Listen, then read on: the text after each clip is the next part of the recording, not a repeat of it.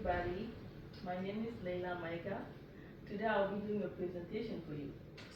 Before I start, I would like you guys to try to guess the topic of my speech. Food? Africa. You are close, sir. It is actually Burkina Faso. And Burkina Faso is a country located in West Africa. Now, why did I want to talk about this?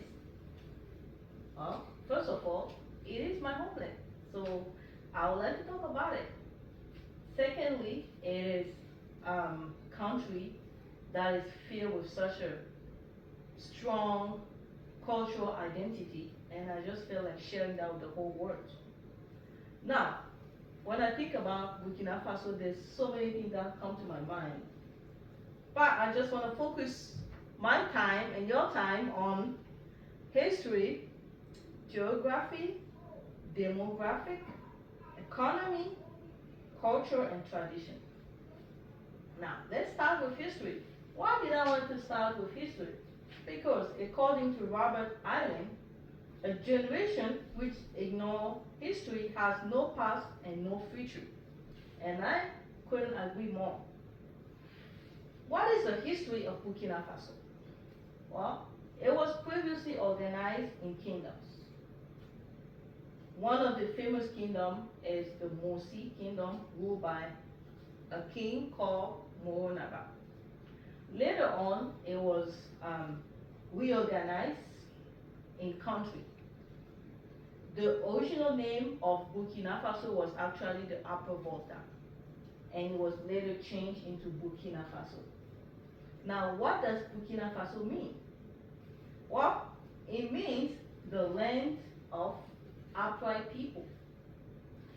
Why is it called the land of upright people?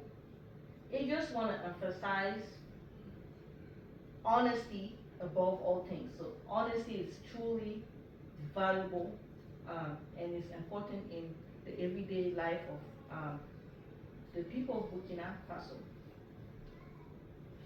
Now, I mentioned earlier that the name was changed to Burkina Faso. But who changed the name? It was changed by its former president, Thomas Sankara, who was the most emblematic figure the Burkina Faso has ever known. And on that note, I would like to cite one of his favorite phrases.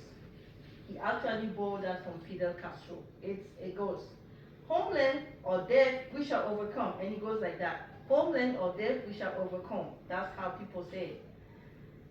And why is it sentence so important? It just want to emphasize the resilience and the perseverance of his people.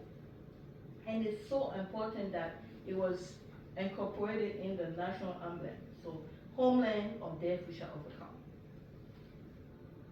The current president is Ibrahim Traoré. And we have Ouagadougou, which serves as a political and economic center of the nation. Now, I just want to present to you a little bit the flag of this country. It goes right here. As you can see it, that's the flag of this country.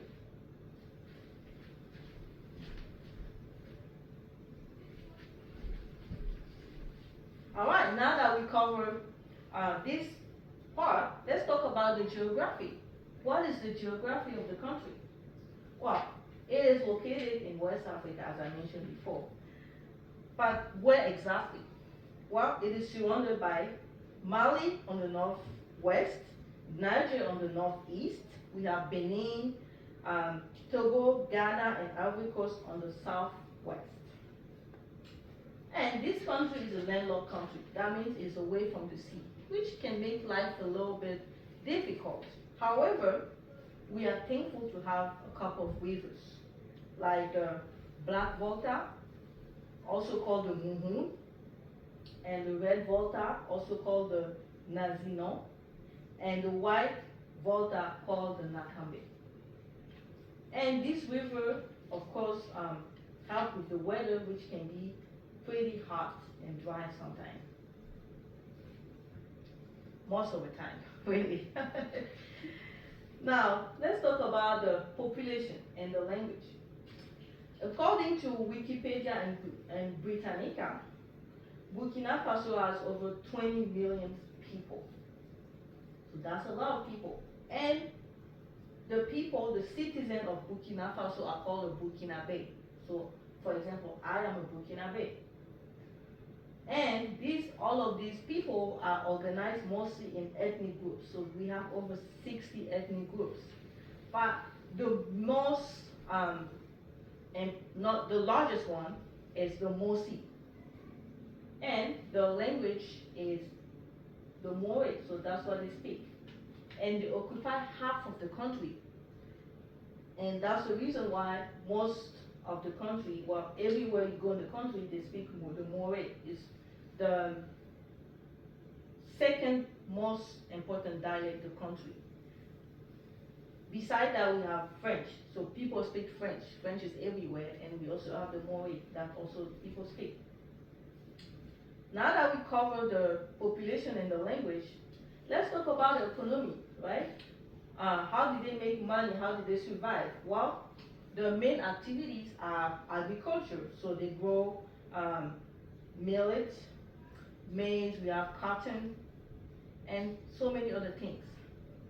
And they also do cattle breeding. So we have goats, we have lamb, we have cow, chicken, turkey. So they kind of raise all of these animals, and they are used for consumption or other stuff. We also do some trading. So what kind of trading? So we export pretty much the produce that we grow. For example, the cotton is used, so it's transformed and is used in clothing. For example, what I'm wearing right now is made of cotton produced in our country. So these clothes are designed and are sold across the country and everywhere in the continent. We also have gold that is being exported all around the world. We also have some foods like the karité. So the karité is mostly a food that comes from a tree, and these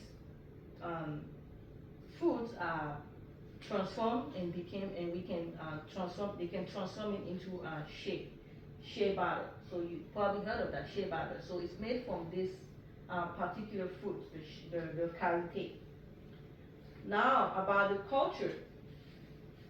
Let's talk about the culture and the tradition. So for the culture, it's mostly the music. So it's a really musical country, and it's pretty much traditional music. We have traditional instrument, the drum that is used, for that music, and sometimes they make specific dance that goes well with that kind of music, and that dance usually. So I'm a very bad dancer, but I will try. So that dance is called the waba, and it goes like that. It's pretty much really chill, and it goes like that. So the waba is one of the most popular dance in Burkina Faso. We also have some really diverse food. So the food is pretty much made of stuff that we grow: millet, corn, rice. We have some green leaves also, like spinach, sorrel, moringa, these type of things. One of the famous dish of Burkina Faso is called the babenda, and it's really tasty. It's made of rice, peanuts, and some leaves, any kind of leaves. Now this is the end of my presentation. Thank you so much for listening. Burkina Faso is a country that has so much potential, and I would like to invite all of you guys who visited when you're planning a vacation. And before you go, I want to leave you with a citation from our dear President Thomas Sankara. He goes, "We must learn to live the African way. It's the only way to live in freedom and with dignity." The other one goes, and that's one of my favorites: "Women hold up the other half of the sky." Thank you so much, people, for listening to me, and enjoy your day. Thank you.